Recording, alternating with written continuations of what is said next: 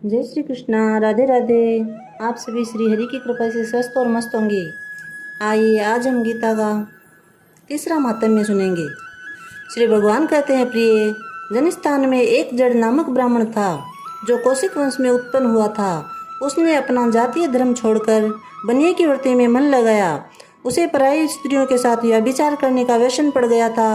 वह सदा जुआ खेलता, शराब पीता, शिकार खेलकर जीवों की हिंसा किया करता था। इसी प्रकार उसका समय बीतता था। धन नष्ट हो जाने पर वह व्यापार के लिए बहुत दूर उत्तर दिशा में चला गया। वहां से धन कमाकर घर की ओर लौटा। बहुत दूर का रास्ता था, उसने तैर लिया था। एक दिन सूर्यास्त हो जाने पर दसों दिशाओं में अंधकार फैल गया। तब एक वृक्ष के नीचे उसे लुटेरों ने धर दबाया और शीघ्र ही उसके प्राण ले लिए। उसके धर्म का लोप हो गया था, इसलिए वह बड़ा भयानक प्रेत हुआ। उसका पुत्र बड़ा धर्मात्मा और वेदों का विद्वान था। उसने अब तक पिता के लौट आने की राह देखी। जब वे नहीं आए तब उनका पता लगाने के लिए वह स्वयं भी घर छोड़कर चल दिया। वह प्रतिदिन खोज करता, मगर राहगीरों से पूछने पर भी उसे उनका कोई समाचार नहीं मिलता।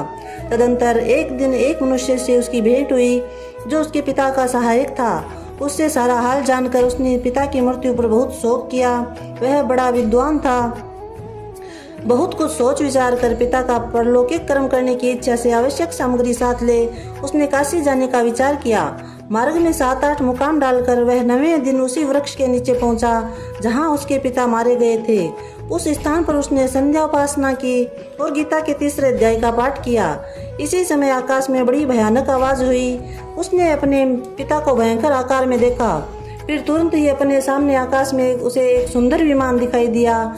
जो विमान तेज से व्याप्त था। उसमें अनेकों शुद्र घंटिकाएं लगी थी। उसके तेज से समस्त दिशाएं अलौकिक हो रही थी। वह दृश्य देखकर उसके चित्त की व्यग्रता दूर हो गई। उसने विमान पर अपने पिता को दिव्य रूप धारण किए विराजमान देखा। उनके शरीर पर पीताम्बर शोभा पा रहा था और मुनिजन उनकी स्तुति कर रहे थे।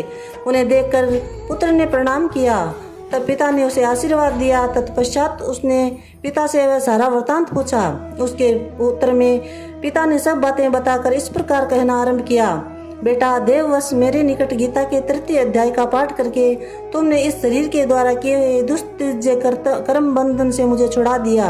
अतः अब घर लौट जाओ, क्योंकि जिसके लिए तुम काशी जा रहे थे वह प्रयोजन इस समय तृतीय अध्याय के पाठ से ही सिद्ध हो गया।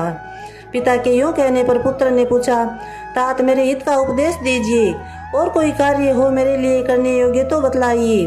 तब पिता ने उससे कहा, अनग, तुम्हें यही कार्य फिर करना है। मैंने जो कर्म किया है वही मेरे भाइयों ने भी किया था। इससे वे घोर नरक में पड़े हैं, उनका भी तुम्हें उद्धार करना चाहिए। तथा मेरे कुल के और भी जितने लोग नरक में पड़े हैं उन सब का तुम्हें उद्धार करना चाहिए। यही मेरा मनोरथ है। बेटा, जिस साधन के द्वारा तुमने मुझे संकट से छुड़ाया है उसी अनुष्ठान औरों के लिए भी करना उचित है। उसका अनुष्ठान करके उससे होने वाले पुण्य उन नरकी जीवों को संकल्प करके छोड़ दो। इससे वे समस्त पूर्वज मेरी तरह ही यातना से मुक्त होकर स्वल्प काल में ही श्री विष्णु के परम पद को प्राप्त हो जाएंगे। पिता का यह संदेश सुनकर पुत्र ने कहा, तात, यदि ऐसी बात है और आपकी भी ऐसी ही रुचि है तो मैं समस्त नारकी जीवों का नरक से उद्धार कर दूंगा। यह सुनकर उसके पिता बोले, बेटा, एवमस्तु, तुम्हारा कल्याण हो। मेरा अत्यंत प्रिय कार्य संपन्न हो गया है। इस प्रकार पुत्र को आश्वासन देकर उसके पिता भगवान विष्णु के परम धाम को चले गए। तत्पश्चात वह भी लौटकर जनस्थान में आया। परम सुंदर भगवान श्री कृष्ण के मंदिर में उनके समक्ष बैठकर पिता के आदेशानुसार गीता के तीसरे अध्याय का पाठ करने लगा। उसने नारकी जीवों का उद्धार करने की इच्छा से गीता पाठ जनित सारा पुण्य संकल्प करके दे दिया। इसी बीच में भगवान विष्णु के दूत यातना भोगने वाले नारकी जीवों को छुड़ाने के लिए यमराज के पास गए। यमराज ने नाना प्रकार के सत्कारों से उनका पूजन किया और कुशल पूछी। वे बोले, धर्मराज, हम लोगों के लिए सब और आनंद ही आनंद है। इस प्रकार सत्कार करके पितृलोक के सम्राट परम बुद्धिमान यम ने विष्णु दूतों से यमलोक में आने का कारण पूछा।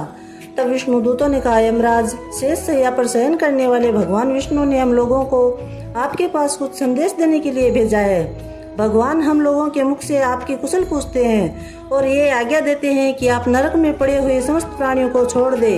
अमित तेजस्वी भगवान विष्णु का ये आदेश सुनकर यम ने मस्तक झुकाकर उसे स्वीकार किया और मन ही मन कुछ सोचा।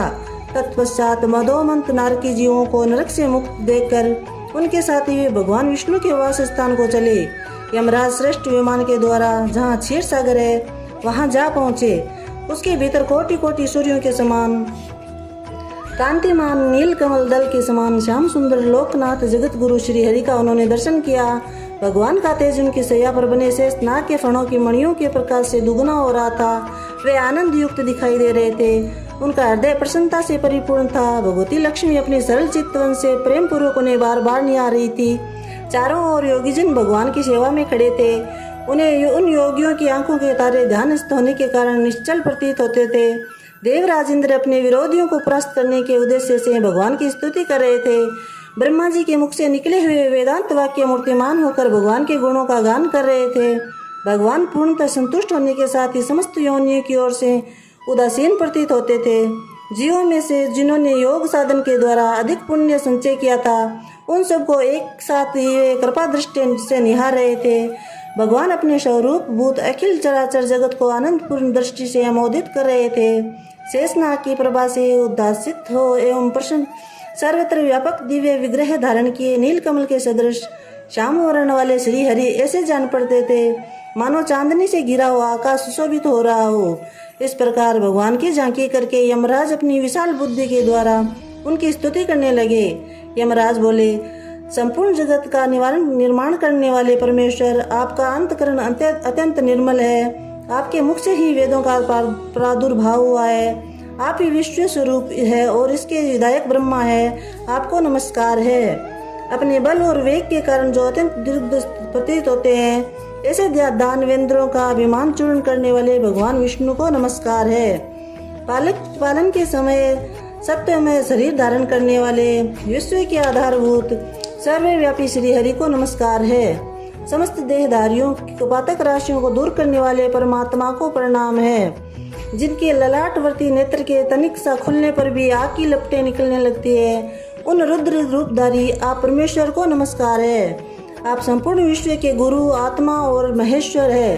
अतः समस्त वैष्णव जनों को संकट से मुक्त करके उन पर अनुग्रह करते हैं। आप माया से विस्तार को प्राप्त हुए, अखिल विश्व में व्याप्त होकर भी कभी माया अथवा उससे उत्पन्न होने वाले गुणों से मोहित नहीं होते हैं। माया तथा माया जनित गुणों के बीच में स्थित होने पर भी आप पर उनमें से किसी का प्रभाव नहीं पड़ता। आपकी महिमा का अंत नहीं है, क्योंकि आप असीम है। फिर आप वाणी के विषय कैसे हो सकते हैं? अतः मेरा मौन रहना ही उचित है। इस प्रकार स्तुति करके यमराज ने हाथ जोड़कर कहा, जदगुरु, आपके आदेश से इन जीवों को गुण रहित होने पर भी मैंने छोड़ दिया है। अब मेरे योग्य और जो कार्य हो उसे बतलाइए।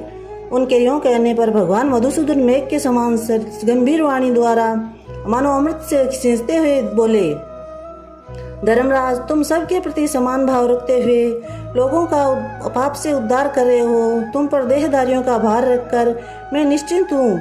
अतः तुम अपना काम करो और अपने लोक को लौट जाओ। यूं कहकर भगवान अंतर ध्यान हो गए। यमराज भी अपनी पुरी को लौट आए।